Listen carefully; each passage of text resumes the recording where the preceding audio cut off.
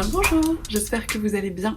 Je vous retrouve pour une nouvelle vidéo, dernière lecture. C'est un peu le rendez-vous de tous les mardis en ce moment. Et aujourd'hui, on va parler de fantaisie en ce mois de mai, au mois de la fantaisie.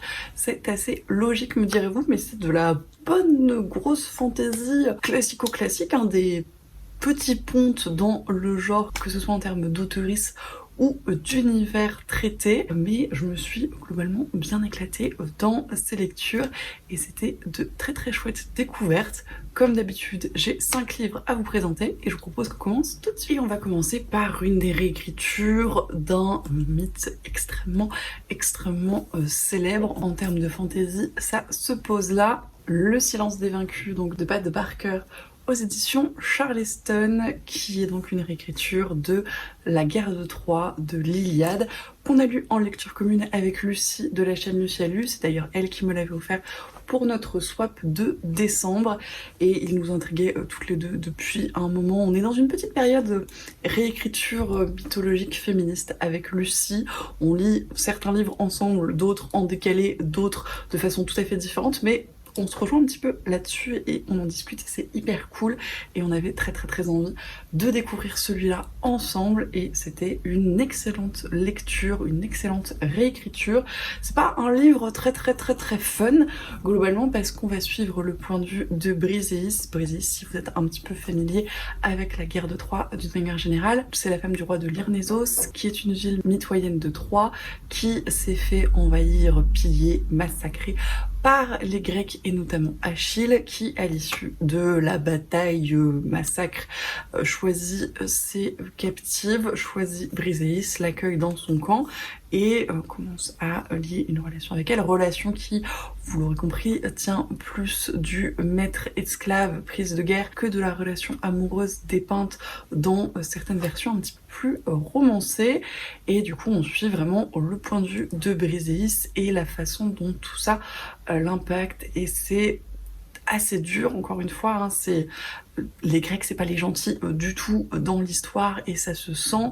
Et on suit le point de vue de Briseis, mais à travers elle de toutes les femmes du camp grec, toutes celles qui ont été rapportées comme tribus, comme récompense à l'issue de massacres, où bien souvent elles ont vu leur famille, leurs époux, leurs enfants se faire tuer devant leurs yeux, parce que les Grecs ne conservaient pas les enfants mâles par peur de rébellions ultérieures, ils ne conservaient pas les femmes enceintes par peur des potentiels enfants mâles, vous l'aurez compris, et on voit bien à quel point c'est affreux, quoi, tout ce qui s'est passé, toutes les ramifications de cette guerre de Troie pour les vaincus, pour les Troyens qui ont été absolument anéantis. Donc clairement, les Grecs, c'est pas les gentils. On suit en parallèle le point de vue d'Achille, qui est donc grec, mais qui a un personnage assez ambivalent dans ce récit, au contraire de plein d'autres versions où il est un petit peu glorifié, où c'est vraiment le héros de la guerre et qui a malheureusement été tué en traître. Là, vraiment, on sent que c'est finalement un enfant, il est très jeune dans cette guerre, il est très imbu de lui-même, il a un ego qui va le conduire à plusieurs reprises à prendre des décisions qui sont très discutables et qui vont avoir de lourdes conséquences par la suite, que ce soit pour lui ou pour son entourage. Si vous connaissez un petit peu son histoire avec Patrocle notamment, si ça finit mal, c'est quand même un peu la faute d'Achille. Et on va le suivre du coup de ce point de vue-là, dans son rapport avec sa mère également, qui est très particulière, puisque Thétis, c'est une océanide qui est partie assez rapidement parce que la maternité et globalement l'humanité, c'était pas son truc, mais en même temps, on lui avait imposé un mariage. Enfin, il y a tous ces rapports-là qui se mêlent et qui créent un personnage très entier, très humain, pas forcément très sympathique, pas forcément très empathique, mais qui est cohérent, qui est logique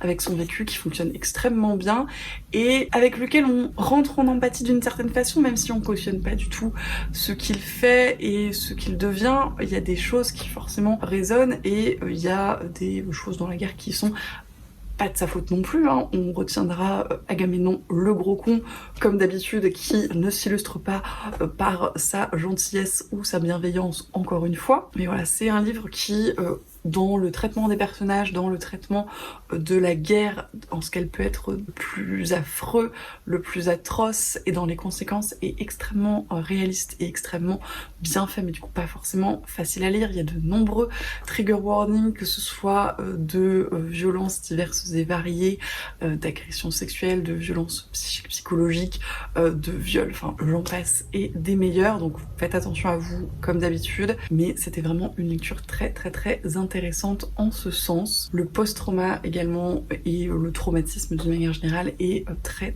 bien géré, très bien abordé à mon sens, que ce soit encore une fois du point de vue des femmes et de ces vaincus qui sont traumatisés à plus d'un titre, ou des guerriers qui ont quand même également les traumatismes d'une guerre qui dure depuis une décennie, qui ne s'en finit pas et dans laquelle ils ont vu mourir plein de leurs amis et ennemis, et qui ont du coup tout ça à gérer également. Je trouve que c'est bien rendu aussi. Il y a le traitement un petit peu aussi d'Hélène de Troie et par l'intermédiaire de Briseis, de ce qu'étaient les Troyens avant cette guerre, qui est très intéressant également. Et globalement, Briseis, c'est vraiment le personnage central de cette histoire, la figure d'intérêt, et qui a un traitement vraiment absolument passionnant et qui va permettre d'aborder la résilience des femmes, mais à la fois leur objectification, leur réification par ces hommes, par ces guerriers à plein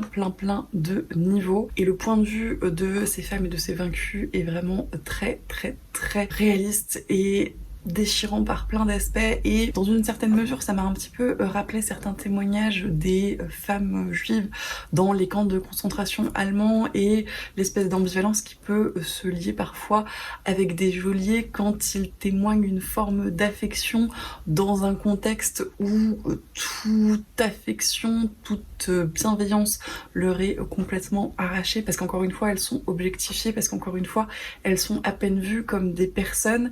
Et du coup, il y a cette ambivalence qui est extrêmement réaliste, à mon sens, extrêmement bien rendue, et qu'on ne peut que comprendre, et avec laquelle on ne peut qu'en pâtir. Et c'est vraiment, à mon sens, un des gros points forts de ce récit, parce que ça montre vraiment la réalité psychologique que peut entraîner ce type de contexte sur les personnes qui en sont victimes. C'est une lecture pas si longue, hein. Il fait un petit peu plus de 300 pages, mais il se passe vraiment beaucoup de choses. On balaie beaucoup de choses, et c'est extrêmement bien sourcé au niveau du mythe. On voit vraiment toutes les références, tout l'ancrage historique, mais à la fois ça va plus loin en termes de personnages, en termes de réalisme, en termes de féminisme, et c'est excellemment bien fait. Donc voilà, si les réécritures de mythes ça vous intéresse, si vous avez envie d'avoir d'autres points de vue sur la guerre de Troie, et des points de vue qui sont peu abordés, parce qu'encore une fois, les femmes dans cette guerre, c'est pas les personnages qu'on entend le plus, je vous le recommande extrêmement chaudement. Ensuite, j'ai enchaîné sur quelques lectures un petit peu plus courtes et un petit peu plus légères. Du coup, et avec une autrice non moins mythique, j'ai envie de vous dire Robin Hobb, avec ici Retour au pays, donc qui est le prélude à l'Assassin Royal et aux Aventuriers de la Mer. Alors je suis un peu triste de cette couverture que je n'ai pas choisie, c'est un achat d'occasion et j'aurais davantage apprécié la très jolie réédition. J'ai lu, vous savez, avec les espèces de blasons que je vous mettrai quelque part pour cacher cette monstruosité, n'est-ce pas? Toujours est-il que dans Retour au pays, on va suivre l'arrivée des marchands dans le désert des pluies et leur installation qui n'est pas sans être semée d'embûches. Si vous avez lu Les Aventuriers de la Mer, vous savez peut-être que le désert des pluies, c'est pas la terre la plus hospitalière du monde des Six-Duchés, et ça se sent dans ce récit. C'est une narration qui est très particulière, puisqu'on va suivre le personnage de Dame Carillon, qui est une aristocrate de Jamalia, qui n'est pas très sympathique au début du récit, qui est confite de son importance et de sa place dans le monde, et qui se retrouve initialement à partir en voyage au désert des pluies. Elle pense que ça va être un voyage d'un an pour un petit peu explorer, peut-être établir une colonie, et qu'elle reviendra ensuite dans son confort.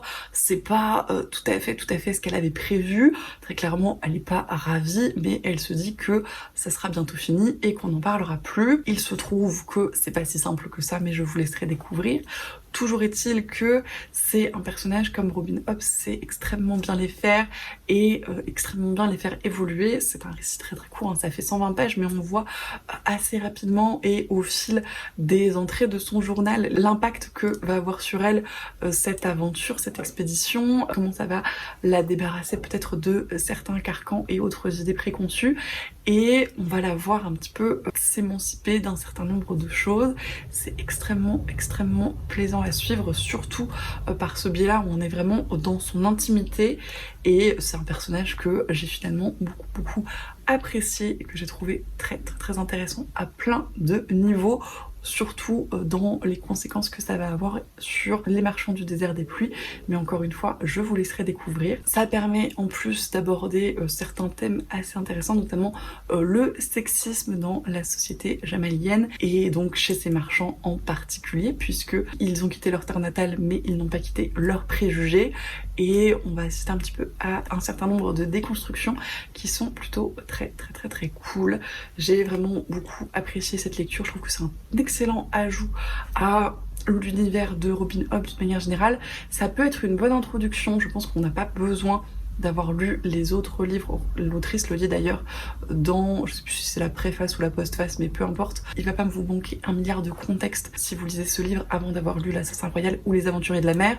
Si vous le lisez après, vous allez le remettre dans le contexte des autres, ce qui est normal, mais ça peut se faire dans un sens ou dans l'autre assez indépendamment à mon sens. Et si vous hésitez à vous lancer dans Robin Hobb parce que c'est un petit peu intimidant, toutes ces grosses intégrales et ces séries à rallonge, ça peut être une bonne porte d'entrée. Vous vous engagez pour 100-120 pages, quelques heures de lecture à tout péter. Ça vous permet de voir un petit peu si vous appréciez le style, si vous appréciez l'univers, même si encore une fois, là on est sur un récit en mode carnet, journal intime, qui est assez différent des autres formes de narration de l'univers. Ça permet quand même de découvrir la plume, ça permet quand même de découvrir les personnages, la façon dont elle les fait interagir et évoluer.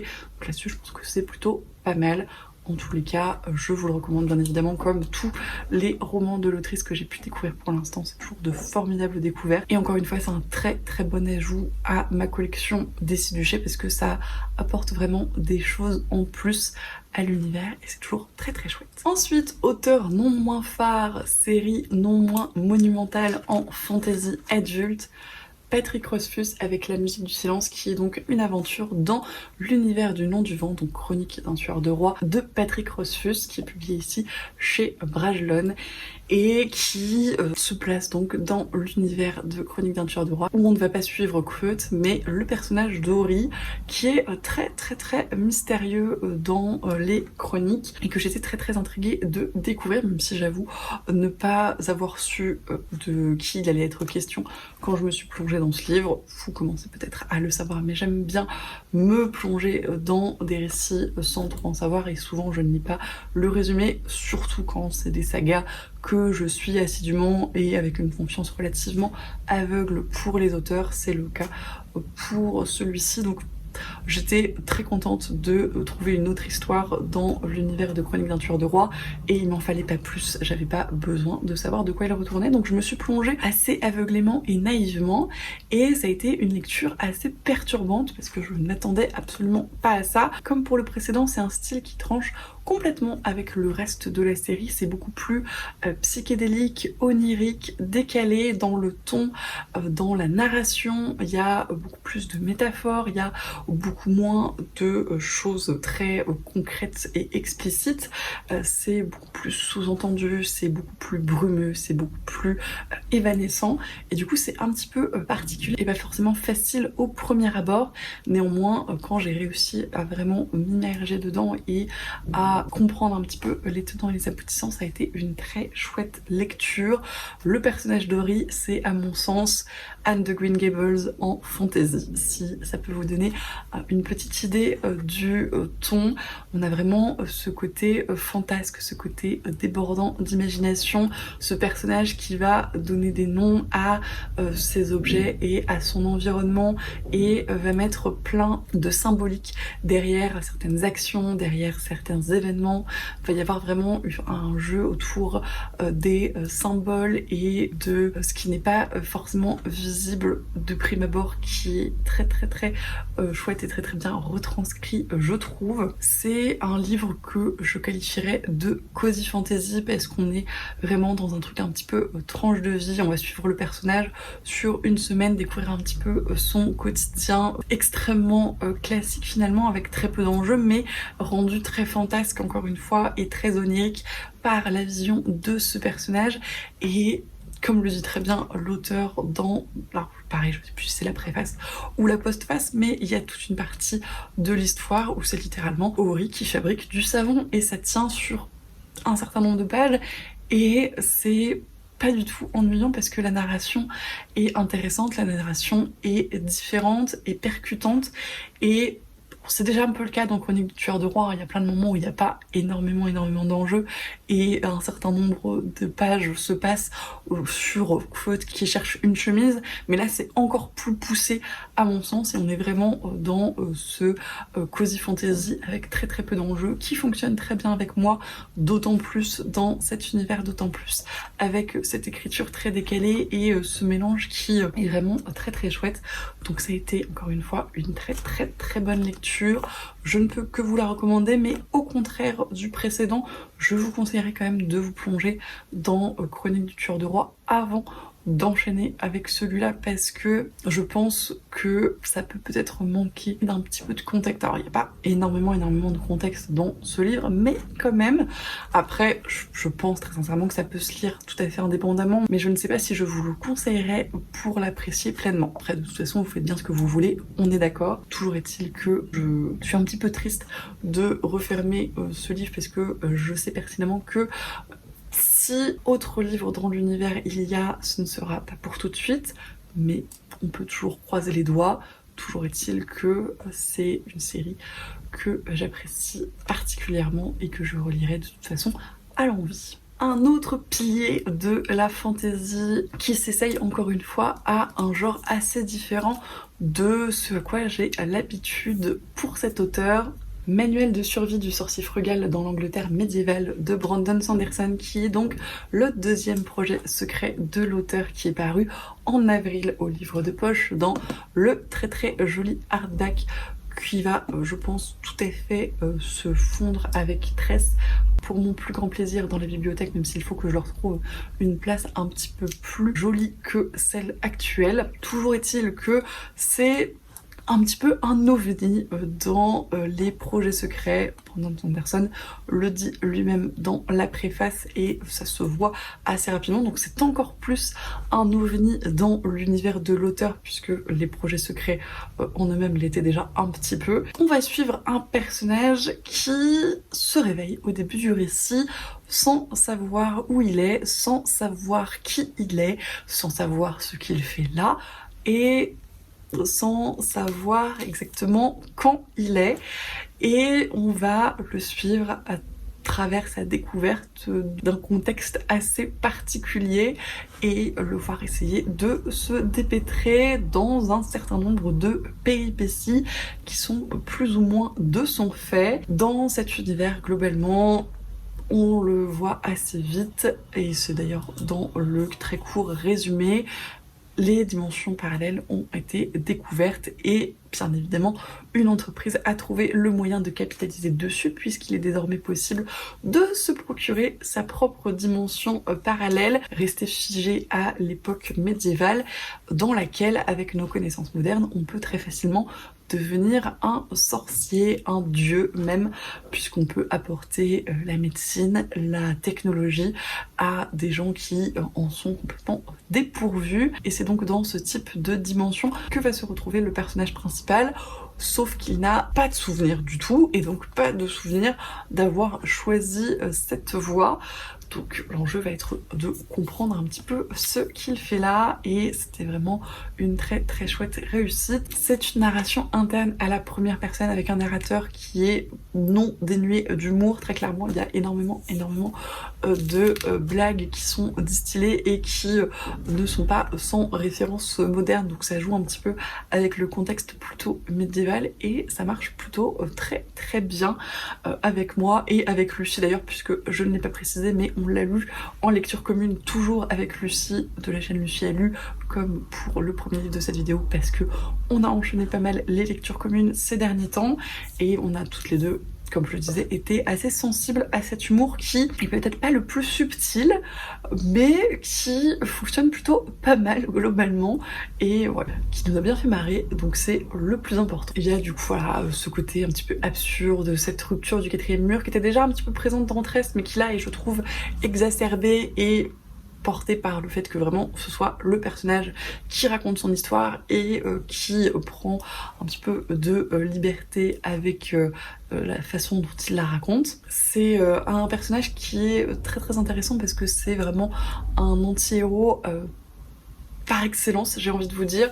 Il y a un passage qui m'a fait penser au Prince d'Égypte, le dessin animé, si vous avez la référence, parce que il remet plein de choses en question dans sa vie et que ça résonnait plutôt pas mal, et globalement ça va, outre toute cette quête de souvenirs et d'identité et ces péripéties, être une quête de lui-même, mais outre son identité de base et de ses objectifs et de ce qu'il veut faire de sa vie et de qui il est profondément. C'était vraiment très intéressant de le suivre dans cette quête-là un petit peu plus profonde, et je trouvais que les évolutions étaient très bien amenées, très réalistes, très touchantes. Enfin, c'est un personnage avec lequel on peut vraiment rentrer en empathie et connecter assez facilement, même si encore une fois c'est un anti-héros. Il était plutôt très sympathique, au contraire d'autres personnages qui sont présentés sous un jour beaucoup plus positif, et je trouve que c'est une grande réussite du livre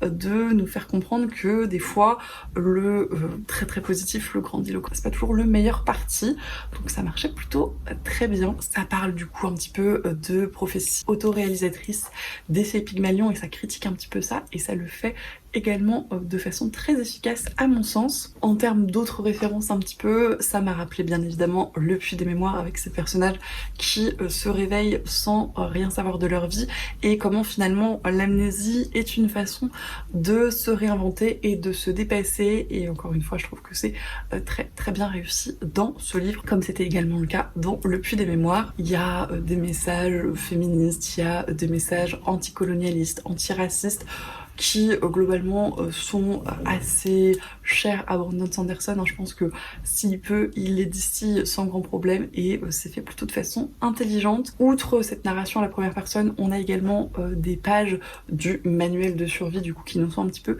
distillées au cours du récit et qui apportent un petit peu plus de contexte. Alors elles sont pas utiles au personnage principal en soi, mais à nous lecteurs c'est plutôt sympa de voir certaines choses du point de vue de la grande multinationale. Ça apporte de l'humour en plus, et voilà, encore une fois un contexte qui est plutôt très chouette. Et il y a un personnage que je ne vous spoilerai pas parce que la découverte m'a enchantée, mais que j'ai trouvé absolument formidable et hyper cool, hyper intéressant à suivre. Si vous l'avez lu, n'hésitez pas à venir m'en parler. Vous voyez peut-être de quel personnage je parle, mais je n'en dirai pas plus.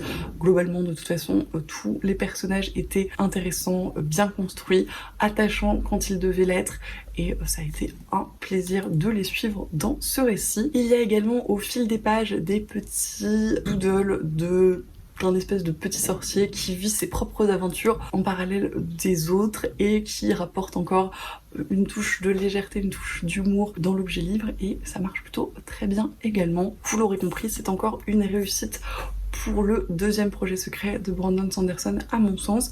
Je l'ai, je pense, un petit peu moins apprécié que Tress parce que c'est moins mon délire en termes d'aventure, en termes de narration, en termes de personnages. Tress m'a davantage touché, le côté un petit peu plus conte m'a davantage parlé, mais néanmoins j'ai pris beaucoup de plaisir dans cette lecture avec Lucie. On l'a vraiment bien enchaîné, on l'a lu assez vite et on s'est bien éclaté globalement. C'est très original, c'est très innovant à plein de niveaux, c'est assez drôle, c'est assez léger, c'est très efficace, c'est intéressant sur plein de points.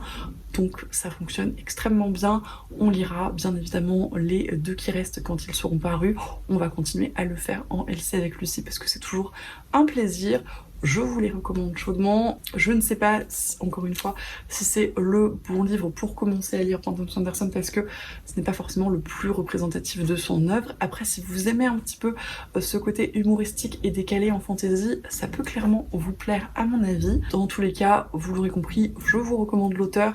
Si c'est pas pour celui-là, pour tout ce qu'il a écrit, vous avez l'embarras du choix et je continuerai de toute façon à vous en présenter assez régulièrement. Alors celui-ci, je l'avoue, je ne savais pas que c'était un petit peu une référence également en la matière, mais c'est en me plongeant dans ce livre que je me suis rendu compte que l'auteur n'en était pas à son premier rodéo et que l'univers dont il était question était également assez célèbre.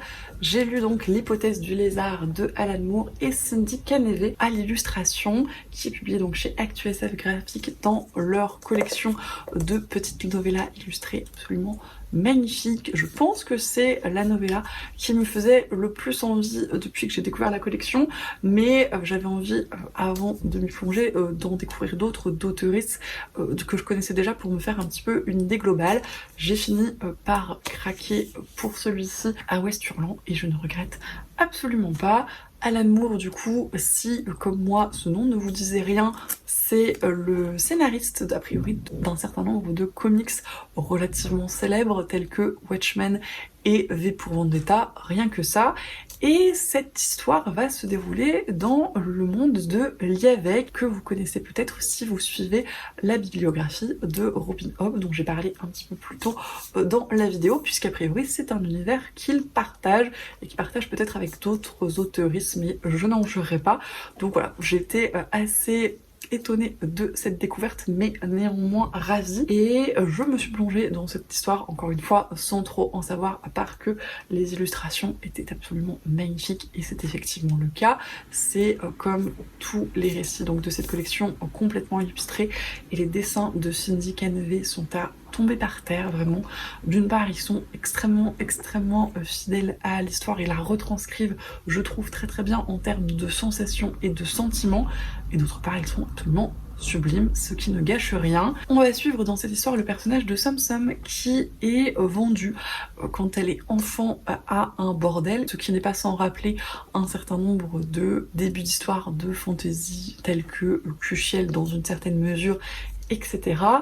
et qui va être élevée pour avoir un rôle assez particulier dans ce bordel puisqu'on la destine à être l'amante des sorciers et qu'en tant que telle, elle ne peut pas demeurer en capacité de transmettre les secrets des 10 sorciers et elle va donc subir assez rapidement dans sa vie et dans le récit une opération fort peu sympathique ma foi dans l'optique de la dissocier quasi complètement du monde extérieur et de la rendre bien incapable de partager ce dont elle pourrait être témoin. Déjà ça commence de façon assez peu sympathique, hein. On se rend bien compte qu'on n'est pas dans un univers fun, mais ça va être un petit peu la narratrice de l'histoire qui va être assez extérieure finalement à celle-ci puisque le gros du récit va ensuite se concentrer sur l'histoire d'amants qui appartiennent à ce bordel, à cette maison de plaisir, qui ont chacun leur rôle propre dans celle-ci et qui vont vivre un peu une histoire d'amant dramatique où ils vont s'entre-déchirer et avoir une relation qui est bien loin d'être saine et qui va avoir des ramifications assez diverses de par l'univers de fantasy et la magie qui va s'y mêler. et c'était assez horrible comme histoire, très honnêtement. Énormément de trigger warning, mais vous l'aurez compris, vu le contexte, il y a de la violence physique, sexuelle, psychologique assez importante, et encore une fois, une relation qui est loin d'être saine à énormément de niveaux. Faites attention à vous, il y a voilà, du viol, des agressions sexuelles également. L'histoire en elle-même est assez affreuse, mais c'est un récit qui est néanmoins assez beau dans l'écriture et dans la façon dont c'est dépeint, et où certaines choses sont suggérées plutôt que écrites noir sur blanc, et où on va quand même avoir un jeu du vrai et du faux qui persiste assez longtemps et qui est très bien tenu, je trouve, par l'auteur. C'est une ambiance globalement assez poisseuse, assez brumeuse, assez malsaine, assez pesante, et qui est très prégnante dans l'histoire. Il y a pas de scène de sexe explicite, hein, si vous avez peur de ça au vu des trigger warnings. C'est rapporté plus que raconté explicitement, mais ça reste présent, et les conséquences restent extrêmement présentes et ne sont pas forcément faciles d'abord non plus. Au-delà de ça, c'est un univers qui reste très intéressant de par sa complexité. Juste entre aperçus, on voit que vraiment c'est quelque chose qui existe en dehors du cadre de ce bordel qui reste un petit peu un huis clos finalement. Il y a toute une magie qui est également très mystérieuse et qui apporte pas mal de choses dans l'histoire. Et il y a une question du genre et de la fluidité et de l'amour et des différents types d'amour qui est plutôt bien traitée également, à mon sens, et en tout cas intéressante dans la façon dont c'est abordé. Donc c'est toujours très chouette en fantasy notamment d'avoir ce type de représentation et de questionnement. À mon sens, c'est un roman à aborder un petit peu avec le même état d'esprit que Ces jours qui disparaissent de Timothée Le Boucher. Si jamais vous l'avez lu ou si il est un petit peu dans votre radar, que vous en avez entendu parler, c'est pas forcément le même genre d'histoire à plein de niveaux, mais dans le contexte, dans la narration et dans l'espèce d'atmosphère, je trouve que ça peut se rapprocher un petit peu. Donc voilà, si ça peut vous donner également une idée à ce niveau-là. Toujours est-il que c'était une lecture très intéressante, pas facile encore une fois. Je ne vous dirai pas qu'elle a été excellente parce que ça restait très dur, mais c'est assez excellent dans la réalisation en tout cas. Et clairement, je vais me pencher sur d'autres récits des auteurices parce que tant l'illustration que la narration m'a absolument convaincue. Et voilà, c'en est tout pour ces dernières lectures. Merci d'avoir regardé la vidéo jusqu'au bout. Si vous êtes encore là, j'espère que ça vous a plu. Comme d'habitude, n'hésitez pas à me dire si certains des livres que j'ai présentés vous tentent, si vous en avez déjà lu certains, si vous connaissiez les auteurices dont j'ai parlé, parce que, encore une fois, c'est un petit peu des grands pontes dans leur genre. Donc si vous avez lu d'autres livres d'eux, n'hésitez pas à m'en parler également. Ou si vous avez fait d'autres découvertes en fantasy, notamment ce mois-ci, puisque c'est un petit peu le thème, ou dans d'autres genres littéraires et que vous avez envie de les partager, je suis toujours preneuse. Je vous remercie bien évidemment pour tous vos commentaires, tous vos messages et tous nos échanges. C'est toujours un plaisir. Merci de me suivre de plus en plus nombreux avec toujours autant d'enthousiasme. J'en profite d'avoir un petit peu parlé de nos lectures communes avec Lucie pour vous annoncer qu'on s'est lancé sur Twitch toutes les deux. Alors pour l'instant c'est que sur ma chaîne parce qu'on n'a pas réussi à faire fonctionner la même chose sur la sienne, mais néanmoins nous avons toutes les deux une chaîne Twitch où on essaye de lire ensemble assez régulièrement, de faire nos lectures communes en live, généralement en soirée, mais ça peut arriver dans l'après-midi, c'est déjà arrivé et ça arrivera probablement. Souvent on prévient sur Instagram, mais n'hésitez pas à venir vous abonner si ça vous intéresse. Je vous laisserai de toute façon en barre d'infos, donc voilà, ça permet de partager un petit peu plus sur le vif sur nos lectures. C'est de toute façon un exercice de lecture commune qu'on faisait déjà toutes les deux toutes seules, donc on s'est dit que le partager en live ce serait plutôt très chouette, et effectivement on a pris beaucoup de plaisir dans les lives qu'on a pu faire pour l'instant, donc on compte bien continuer dans cette lancée. Donc voilà, si ça vous intéresse, que vous êtes déjà présent sur la plateforme ou que vous voulez la découvrir, n'hésitez pas. Je vous souhaite bien évidemment d'excellentes lectures et je vous dis à la prochaine.